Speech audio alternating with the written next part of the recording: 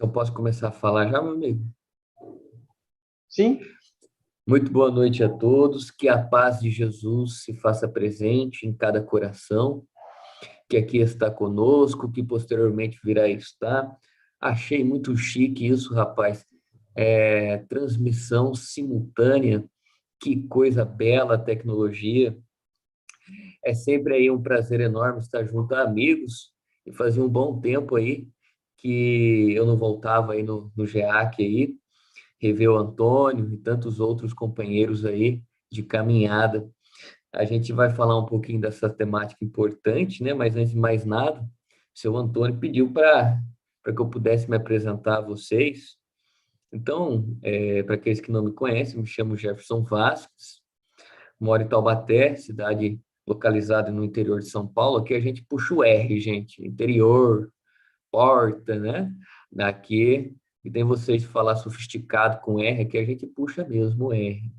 Sou trabalhador da Federação Espírita Brasileira, a FEB, sou escritor e expositor espírita e a minha profissão é psicólogo.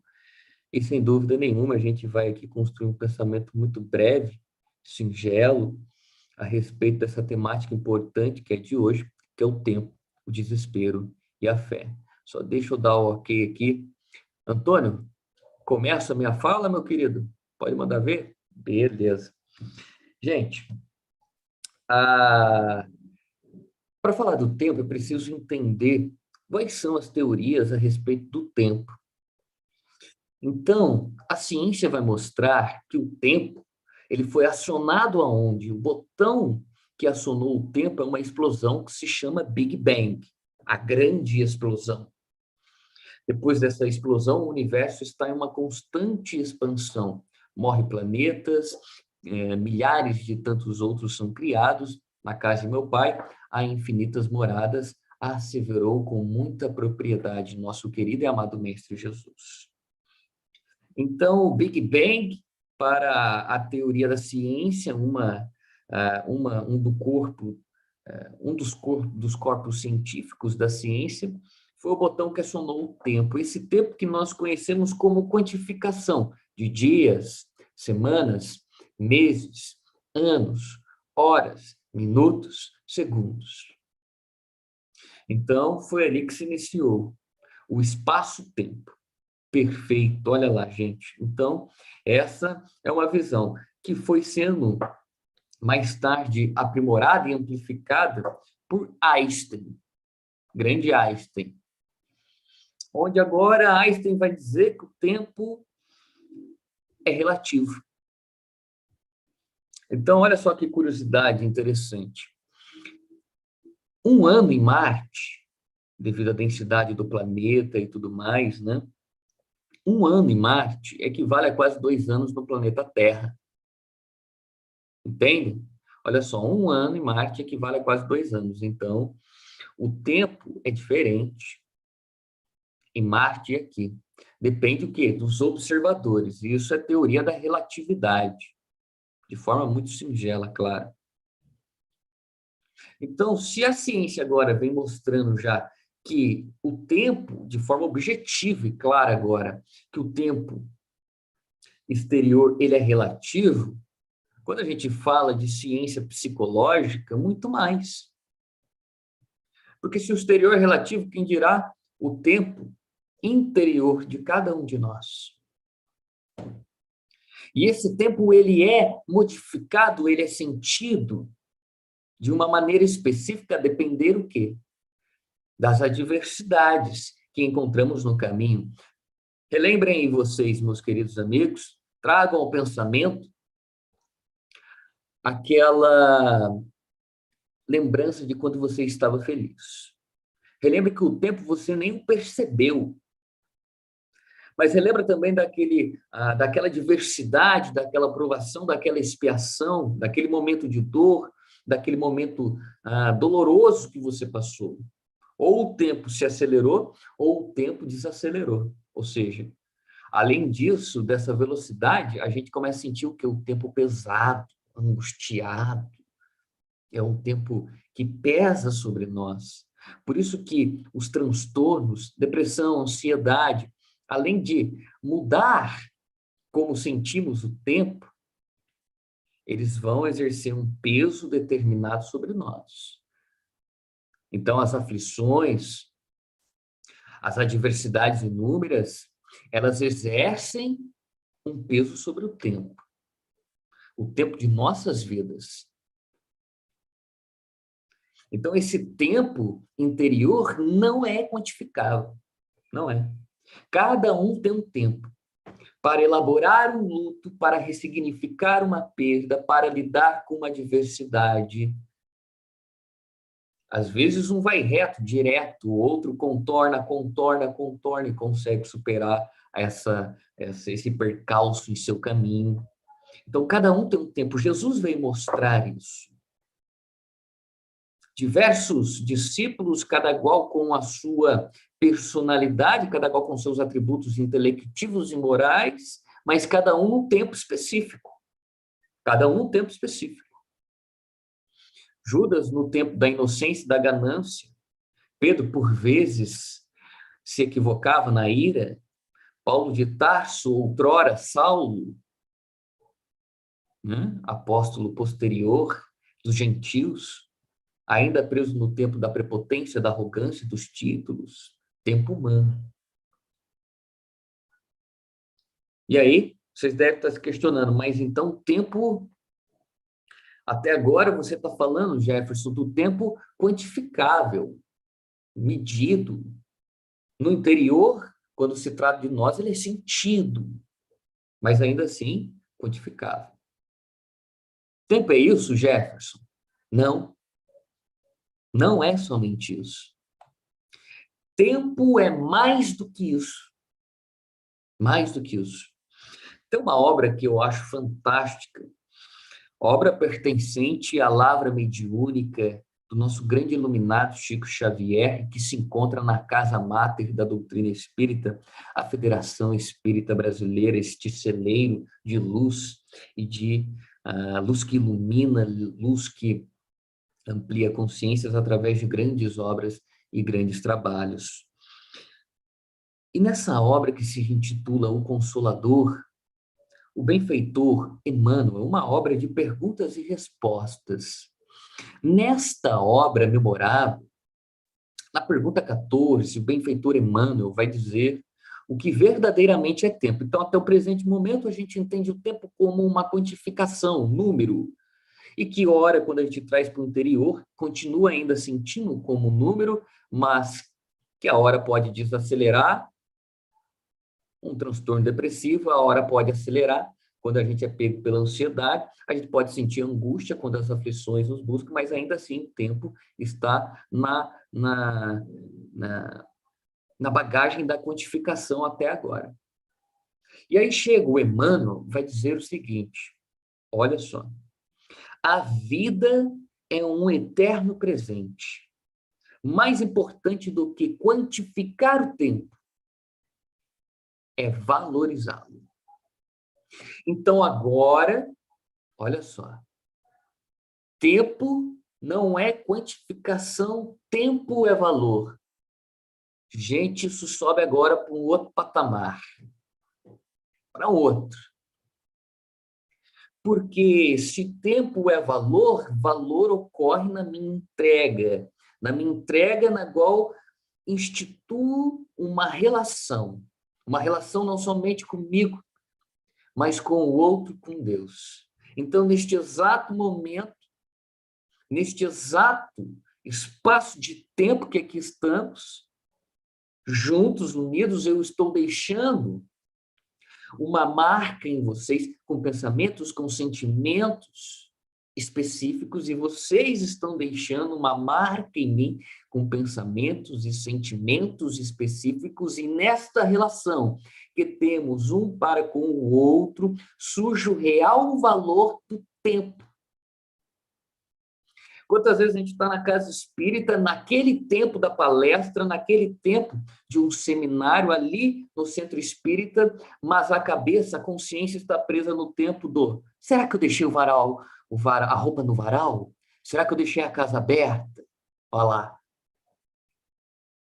Quantas vezes a gente está no presente, mas a cabeça está no passado ou no futuro?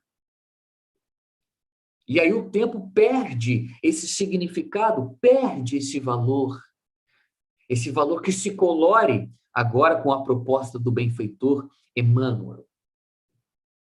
Essa relação que estabelecemos uns com os outros e que nos traz o valor do tempo. Um abraço que eu dou em um irmão, no minuto que eu o encontro, isso é valor. O olá, o bom dia, o focar em algo que estou fazendo, isso traz valor ao tempo. Porque, vamos notar, gente, o benfeitor Emmanuel não disse assim, ó, a vida é um eterno passado, a vida é um eterno futuro. Não. Ele fala que a vida é um eterno presente. Pergunta 14 da obra Consolador. A vida é um eterno presente.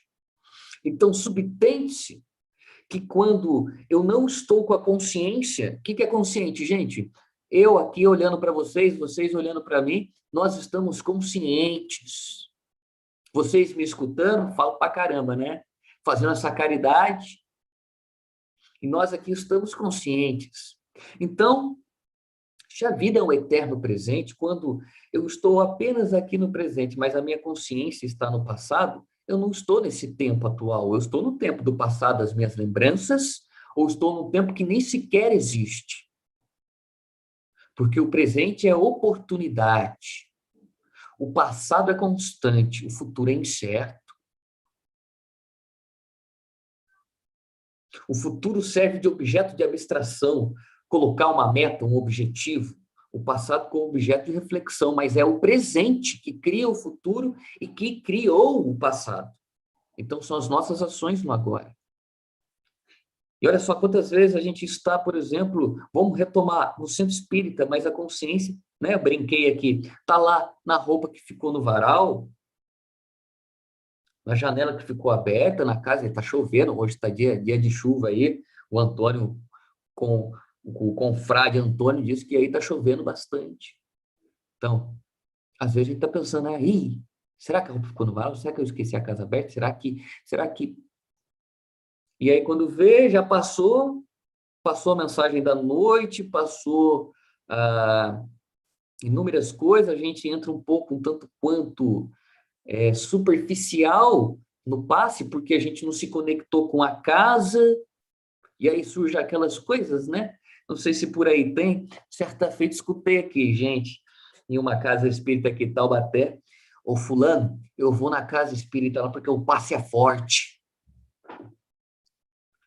Gente, isso não existe. O que existe é a conexão com o ambiente, a seriedade e entrega dos trabalhadores da casa, os passistas, mas, sobretudo, a conexão, a sua consciência estar conectada com aquele momento, estabelecendo, naquele tempo, um valor que te engrandece, que te enobrece, que te fortalece o espírito para a caminhada. Então, esse jogo, percebem que o corpo está aqui, a consciência está lá, nos tira do tempo do agora. E Emmanuel disse que a vida é eterno presente. Então, quando não estou no presente, eu não existo. Eu sobrevivo. Jesus, nosso modelo e guia, de acordo com a pergunta 625 da obra O Livro dos Espíritos. Jesus, de forma magistral, exemplificou a todo momento que a vida é um eterno presente. Aquela forma que ele acolhia aqueles indivíduos, aquela forma que ele manifestava o seu amor e que dava valor àquele tempo, aquele exato momento, aquele exato segundo. Foi assim com a mulher adúltera, foi assim com o Zaqueu, que ninguém o percebia, mas Jesus passando, o percebe naquele tempo e dá valor a ele e diz, olha, Zaqueu, vem aqui, prepara que eu vou dormir na sua casa. Foi assim com o cego de Jericó. Então, Jesus aproveitava cada segundo, cada minuto, cada hora, cada dia. Ele dava valor a seu tempo, ele era luz. que iluminava, ele era sal que dava sabor à vida de outras pessoas. Afinal, vamos fazer uma correção aqui, né? Ele o sal e a luz. Então, que nos ilumina e que dá sabor à nossa vida até hoje. Então, entendendo o tempo, gente, essa importância de se viver o aqui e o agora, porque muitas vezes a gente quer viver sempre o depois, mas o depois, excesso de futuro, ansiedade. Muitas vezes, quando a gente se prende no passado, a culpa pode gerar um transtorno depressivo, pode gerar um transtorno de pânico. Quando não, vai embarrar a gente aqui no agora, a gente não vai conseguir caminhar de uma maneira efetiva. Então, o passado é objeto de reflexão e o futuro é para meta. Mas ambos são o quê? Consequência do presente. Então, a indagação que nos busca essa noite é o que estamos fazendo com o tempo que nos foi ofertado por Deus na presente encarnação. Como estamos utilizando este tempo na família, no centro espírita, no meio profissional, andando pela rua quando avistamos o irmão em uma condição desfavorável, morando na rua. Aquele tempo que é de suma importância trazermos este valor. Então é preciso ter olhos de ver, ouvidos de ouvir, mas sobretudo a visão, para perceber o tempo e seu valor.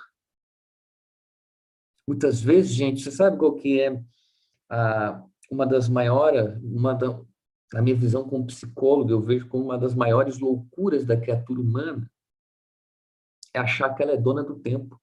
Ela é dona do tempo da própria vida.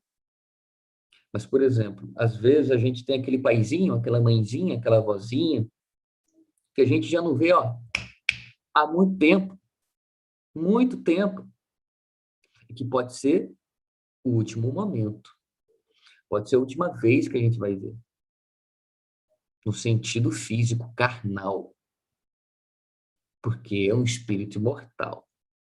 E se há imortalidade, a morte não existe, porque a morte é a própria vida numa nova direção, como bem relembra Emmanuel.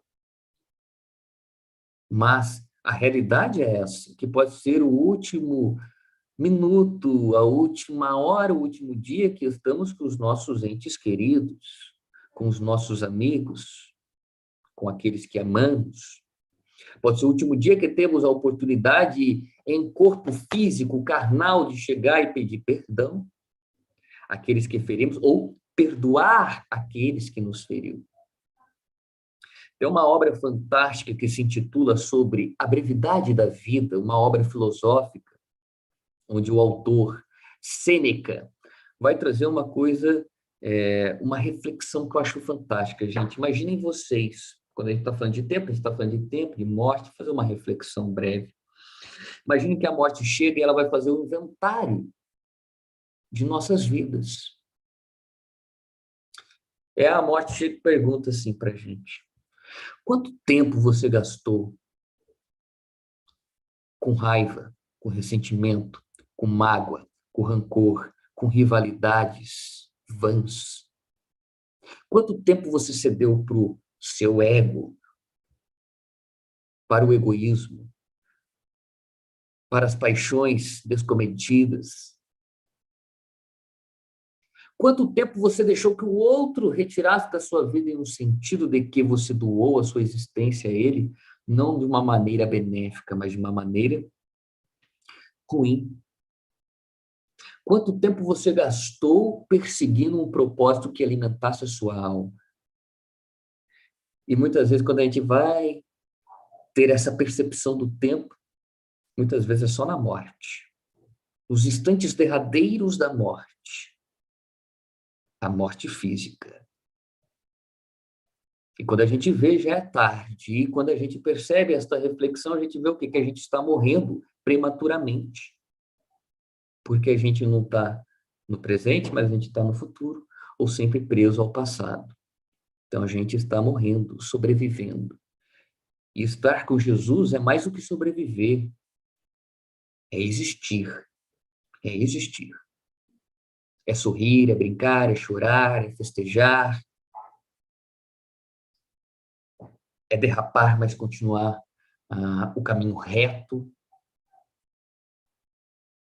Então, é isso que é. E quando a gente se prende somente a este tempo quantificável, que é o tempo humano, porque esse tempo de valor é um tempo que nos conecta a Deus. Quando a gente se prende no tempo dos homens e se esquece desse tempo maior, que é o tempo de Deus, aliás, o tempo de Deus se mostra por vezes, é que a gente muitas vezes quer negar isso, muito mais potente do que o dos homens. O tempo dos homens ocorre no tempo de Deus. Quantas vezes a gente pede alguma coisa para Deus, ou Deus me envia tal coisa, ou Deus me ajuda aqui, a gente se esforça e tudo, mas não chega aquilo que a gente pediu, por quê? Porque Deus sabe. E se ele envia aquilo para a gente agora, ao invés de ser um instrumento para o progresso, é para declínio. Então, cada coisa chega no seu tempo, na sua hora. E respeitar esse tempo de uma maneira resignada, não uma entrega de si para a dor, para a adversidade, mas de uma maneira resignada, vai colorindo e montando o edifício da fé, que não vou falar agora, daqui a pouquinho. Mas agora eu quero dizer que quando a gente se prende a esse tempo que aqui estou dizendo dos homens, que é o tempo que de quantificação, né? Tempo é dinheiro. Olha que ditado que tem ecoando pela sociedade. Tempo é dinheiro. Então, tá vendo? Sempre vinculando o tempo à matéria, isso ou aquilo, e não a uma conexão consigo, com o outro e com Deus. Sempre quando estamos presos nesse tempo materialista, não que não possamos desfrutar do conforto que a matéria nos oferta, trabalhar para ter uma boa casa, um bom carro, pagar a escola para um filho, claro que não. Tudo isso nos foi concedido por Deus, basta saber utilizar da maneira correta. Mas quando a gente se prende só nesse tempo das coisas do ter e se esquece das coisas do ser, ter é consumir, ser é existir, ter é matéria, ser é espírito. Isso é Joana de Ângeles, obra O Homem Integral. Então, quando a gente se prende nisso, gente, o que acontece? Inúmeras coisas começam a ocorrer. Se tem algumas, ansiedade, depressão, tem outras, Jefferson? Tem. Tem uma que vem junto com tudo isso aí, ansiedade, depressão, que se chama o sentimento de desespero. O sentimento de desespero. Tem uma obra que eu adoro essa obra do filósofo Soren Kierkegaard, pai da filosofia existencialista, filosofia essa que mais tarde ofertou base à psicologia existencialista e a tantos outros pensadores, Jean-Paul Sartre, Heidegger, né, nesse campo filosófico, uma filosofia interessante. Claro que é sempre com um cunho de materialismo, mas, segundo Paulo de Tarso, leia de tudo, retenha o que lhe convém. E, então, seguindo o conselho deste apóstolo abnegado do Cristo, aqui, então, lemos esta obra, e esta obra que se intitula O Desespero Humano, Soren Kierkegaard, vai trazer a sua visão como desespero. O que é o desespero para esse pensador? Ele vai dizer assim, o desespero é uma doença mortal que nos mata, mas que não nos deixa morrer. Ei, Jefferson, o que você está falando, rapaz? O que ele falou aí? Ué, se mata, mas não deixa morrer? Filosofia tem essas coisas, né? O que o autor está querendo dizer? Quando você pensa em uma doença mortal, entende o quê? Que você vai morrer. Imagine vocês. Ô, Jefferson, chega o médico, você está com uma doença mortal. Rapaz, então eu vou morrer. É isso que a gente pensa de primeira. Então é isso que ele quer dizer. Mas essa morte mata, mas que não nos deixa morrer. Está querendo dizer o quê? Que essa morte não mata o corpo, mata a alma, mas todos os dias. Então, o desespero, ele é sádico, ele tortura nossas consciências. E o que é se desesperar? É perder a consciência. Vamos lembrar do começo. Eu falei que ter consciência é o quê, gente? É a gente aqui, ó, olhando um para o outro, é a gente em contato um com o outro, e às vezes eu fiz um equívoco, né? O fulano tomou consciência. Então, eu fiz um erro e estava cego para aquilo, depois a consequência chegou, eu falei, nossa, poxa vida, verdade. Estava errado aquilo. Eu tomei consciência.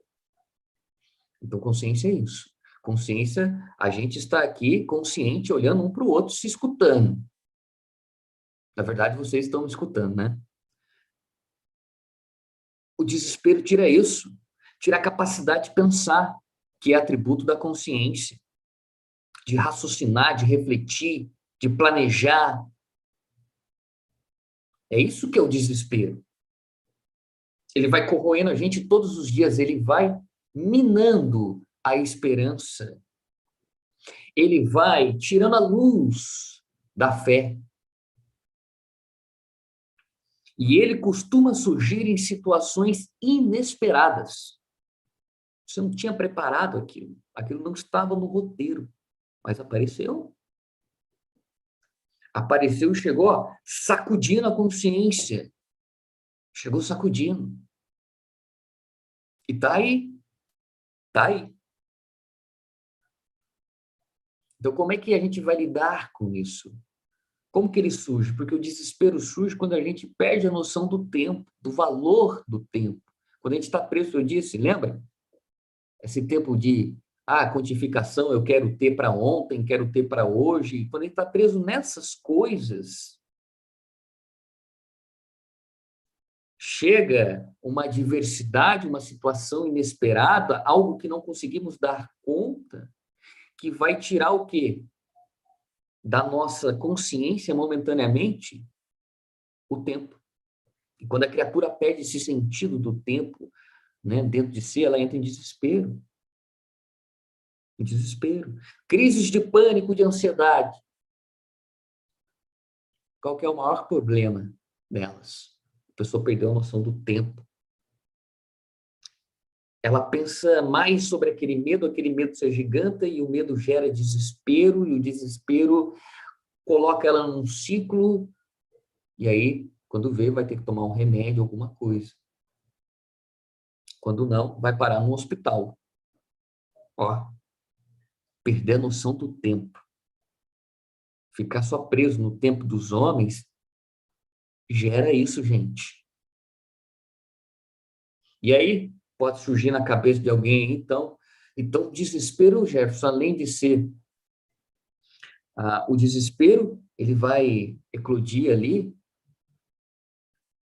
quando a gente perde a noção do tempo, uma adversidade chegou, a gente não sabe o que fazer, a gente foi pego de surpresa, a gente entra em desespero.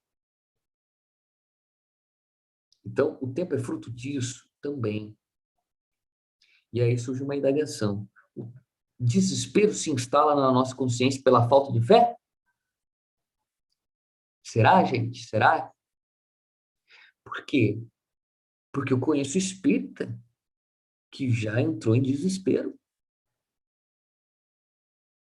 Conheço católico, evangélico e tantos outros companheiros, amigos, que já entraram em desespero. Tivemos aí na atualidade o padre Fábio de Mello. Na crise de pânico dele, ele ficou em posição fetal embaixo da cama, entrou em desespero. Falta de fé? Ou será que é falta de maturação da fé? Aí eu concordo. Porque muitas vezes é falta o quê? Desse amadurecimento da nossa fé. Só que esse amadurecimento se inicia no campo do saber. Só que eu tenho um amigo aqui em Taubaté que ele sempre fala, Jefferson, treino é treino, jogo é jogo. Então, aqui estamos lendo, conversando, daqui a pouco vamos falar da fé um pouquinho, a proposta espírita a respeito da fé, e escutamos palestras, e vamos em seminários, lemos livros fantásticos, a própria codificação e tantas outras obras complementares, e tudo isso está aqui dentro, ó.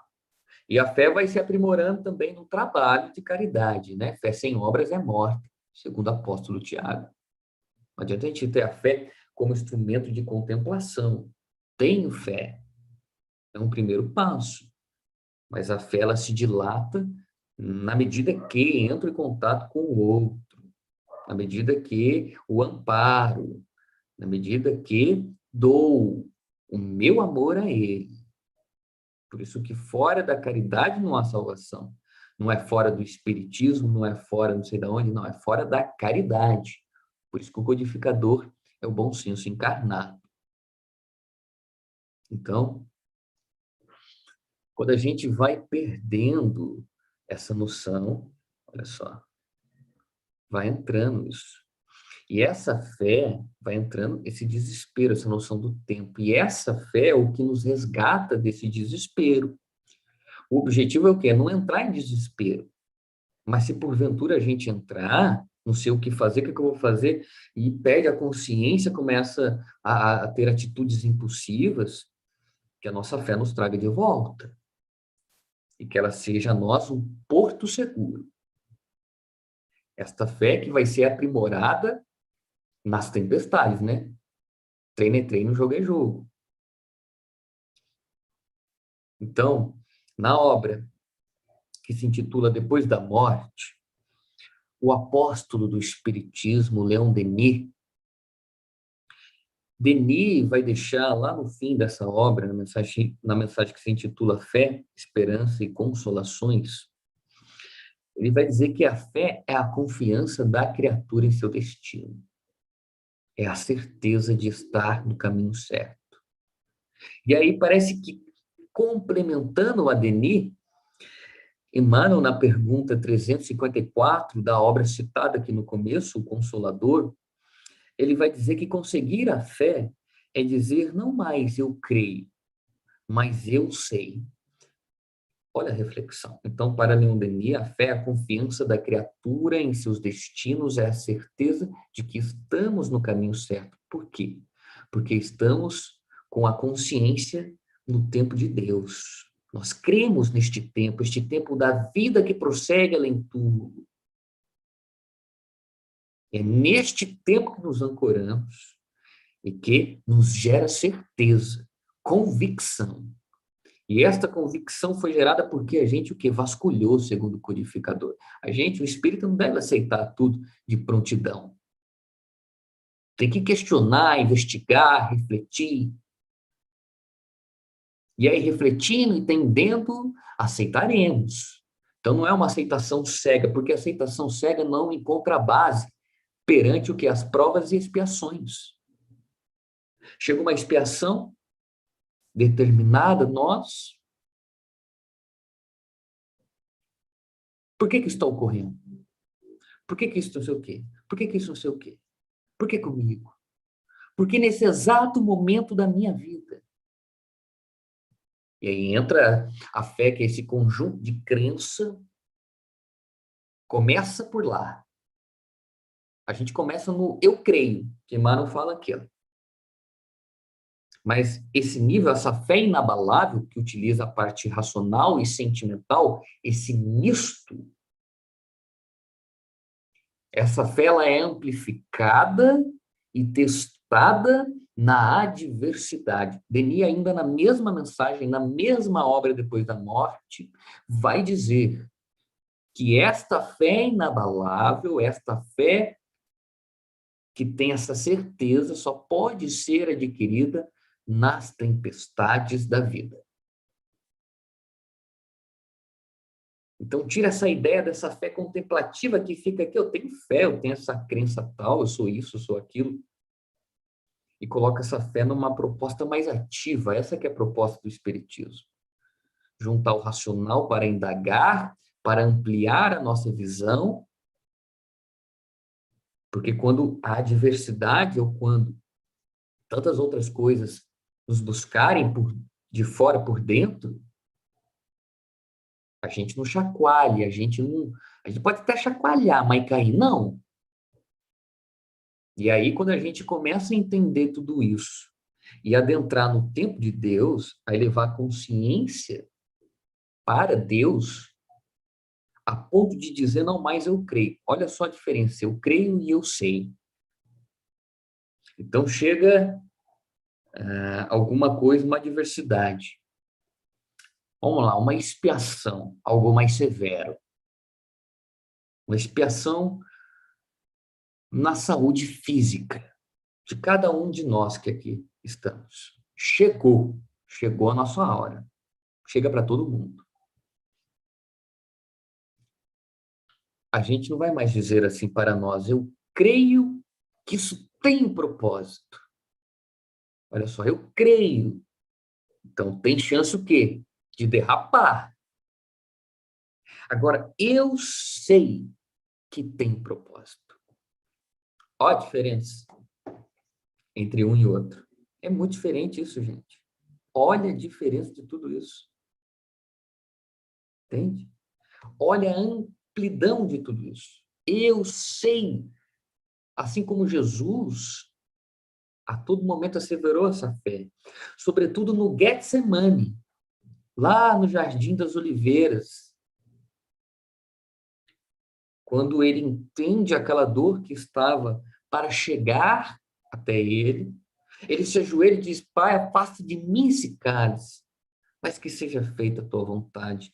Ele deixou entre linha ali, ó, o respeito a Deus, o respeito ao tempo de Deus, mas, sobretudo, ele disse para nós, eu sei que o Senhor sabe de todas as coisas e, se isto deve ocorrer no aqui e no agora, que assim seja feito. Eu sei que tem um motivo maior. E enfrentar isso. Pode chorar, pode desabafar. Se for preciso, busque um tratamento psicológico, vá num diálogo fraterno, mas também ajude, se doe. Mas o objetivo é que o quê? Não cair no desespero.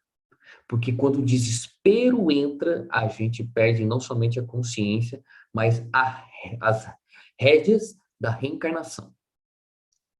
A gente começa a ter atitudes impulsivas, a gente começa a menosprezar o valor do tempo.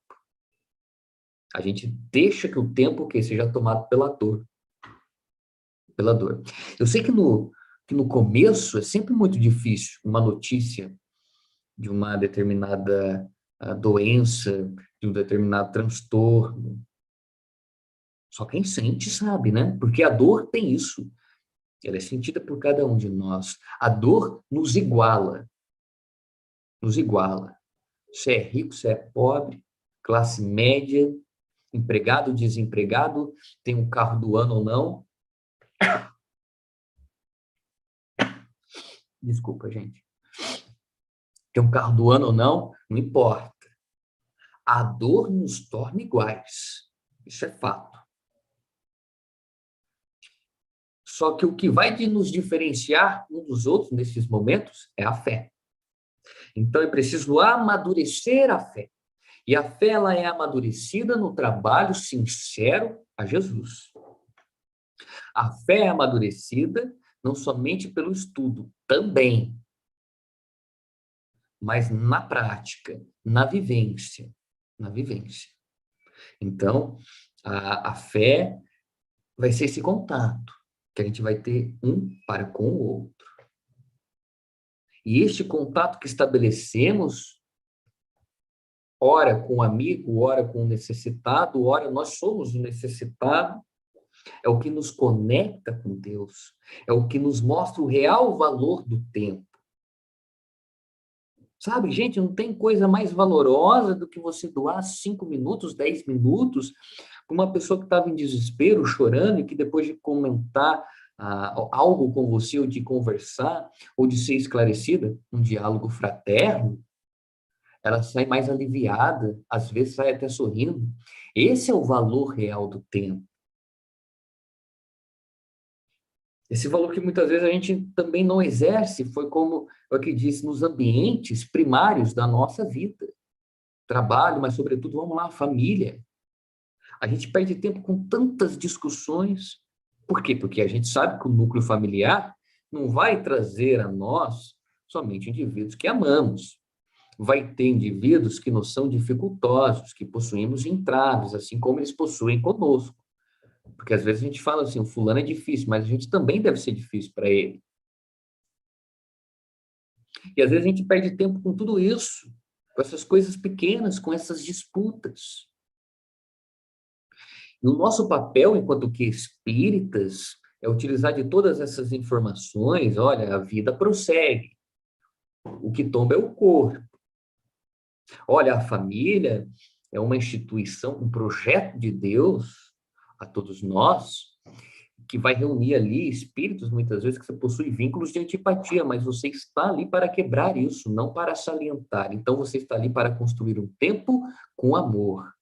E não se entregar novamente, como você pode ter feito, a um tempo de ódio, de mágoa, de ressentimento. Claro que, às vezes, a gente precisa civilizar as relações, colocando alguns limites, mas isso é uma outra história, né, que não cabe aqui hoje. Mas entende? Às vezes a gente entrega o tempo para coisas tão pequenas também. Eu tenho X, quero ter Y. Consigo Y, quero ter Z. Tenho Z, quero ter A. E assim vai indo. E o tempo está escoando aqui, ó, pelo vãozinho dos dedos. Pelo vãozinho dos dedos. Então, meus queridos irmãos, vamos fazer uma breve recapitulação. Tempo é valor. Tempo é relação que estabeleço comigo, com o outro, com Deus. Tempo de valor é o tempo que nos enobrece o espírito, é o tempo que marca a nossa, a nossa vida, a nossa trajetória de uma forma positiva. O real significado do tempo, então, deve estar no valor e no amor. Não somente a si, mas ao outro. E entendendo isso, nós vamos amplificando, aprimorando o edifício da nossa fé, que era pequenininha, como um grão de mostarda,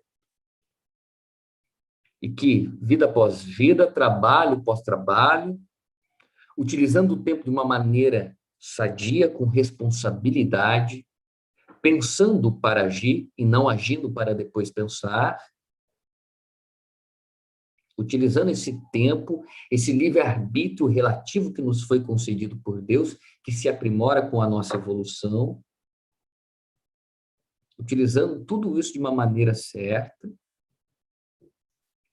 esse pequenino grão vai se transformando em uma grandiosa árvore, frondosa, que vai ofertar abrigo, de acordo com Jesus, a outras aves, a outras pessoas. Então, nosso objetivo é sempre ser esta grandiosa árvore. Porque Jesus e a doutrina espírita, como sendo a terceira revelação, visto que é o próprio Evangelho redivivo, não quer a punição daquele que errou para sempre,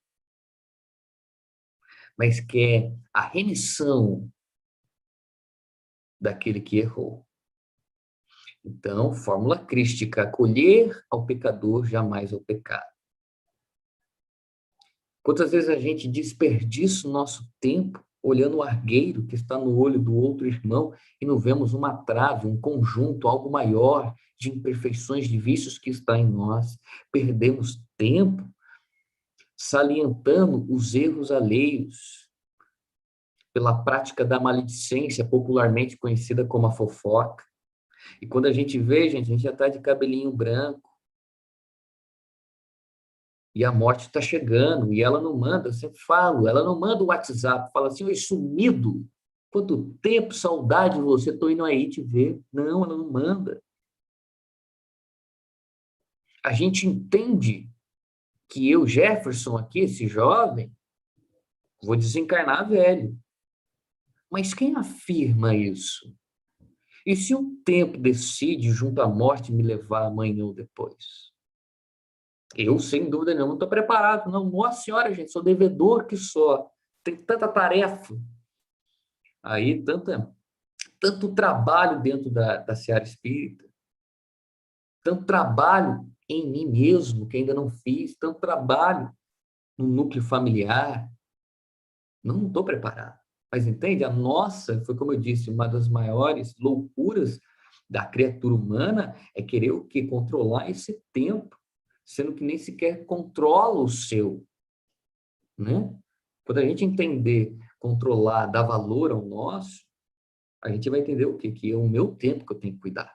É o meu tempo que eu estabeleço com as pessoas.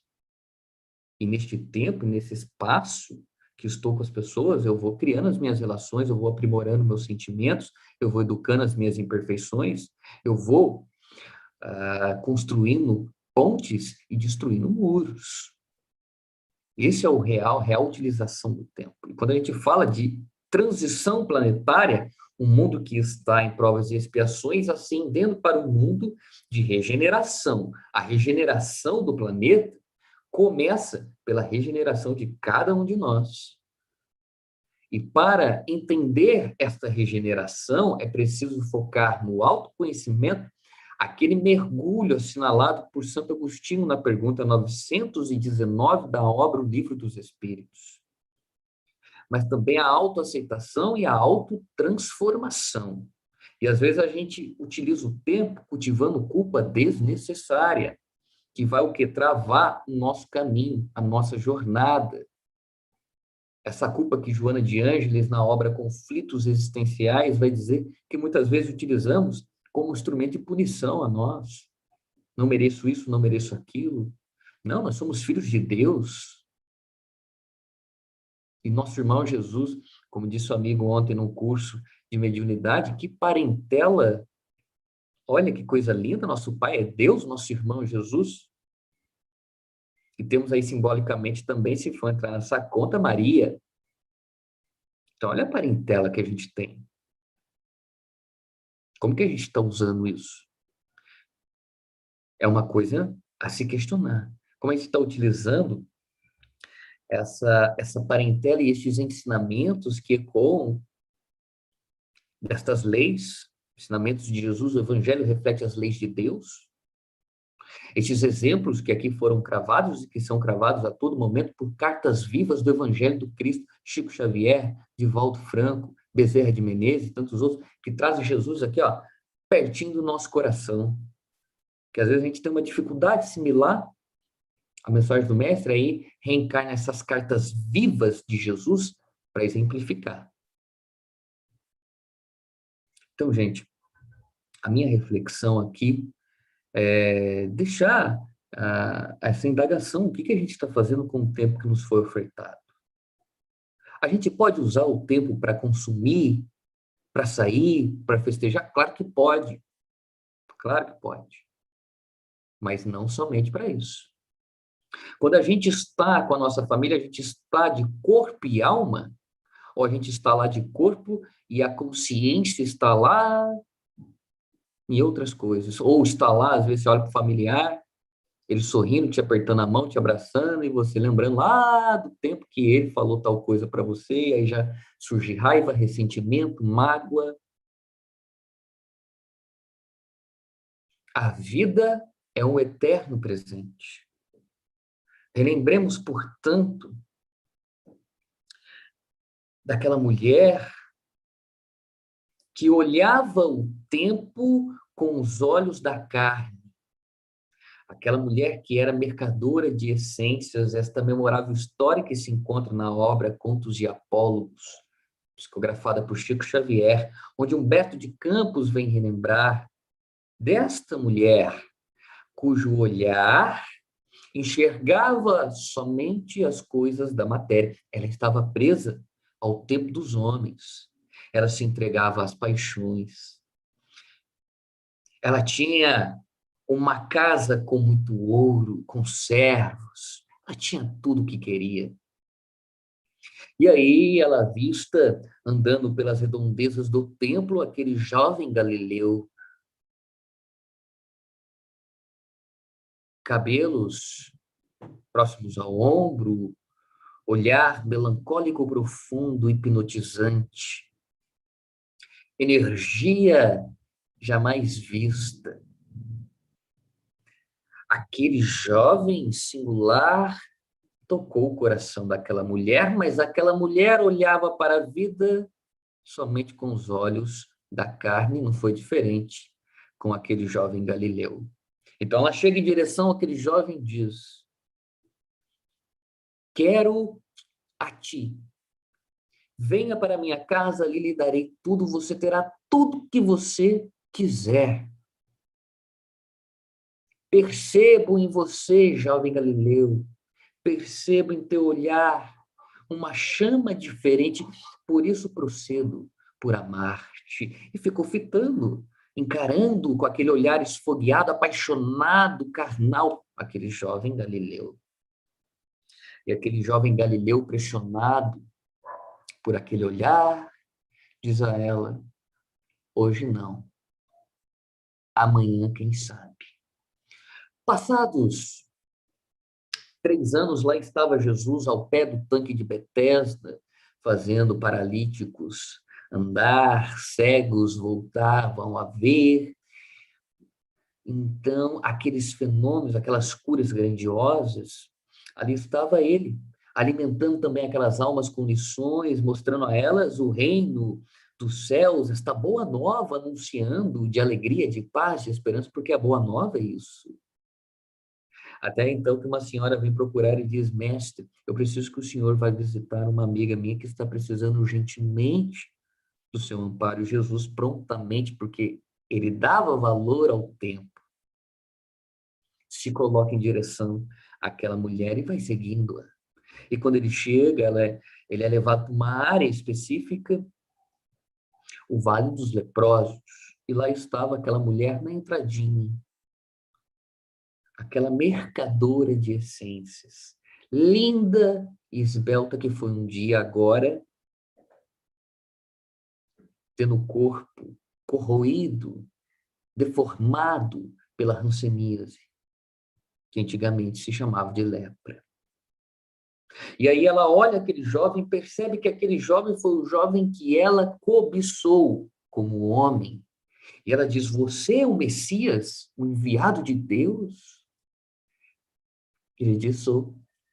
Ela diz: eu não mereço, não sou digna da sua atenção. E Jesus ainda prossegue, diz a ela: na casa de meu pai, todos são acolhidos com muito amor e carinho, todos têm inúmeras possibilidades. E ela continua insistindo, insistindo, porque ela estava envergonhada. Esse é o Messias.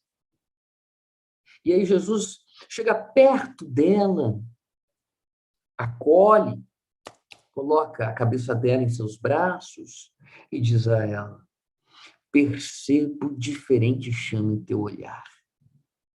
Por isso, procedo por amar-te.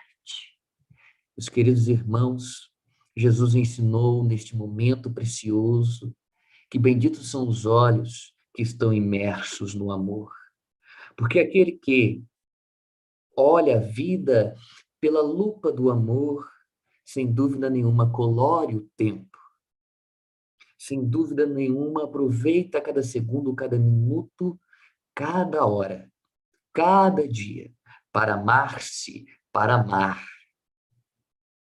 Por isso, que o nosso caminho seja sempre o do amor, esta construção.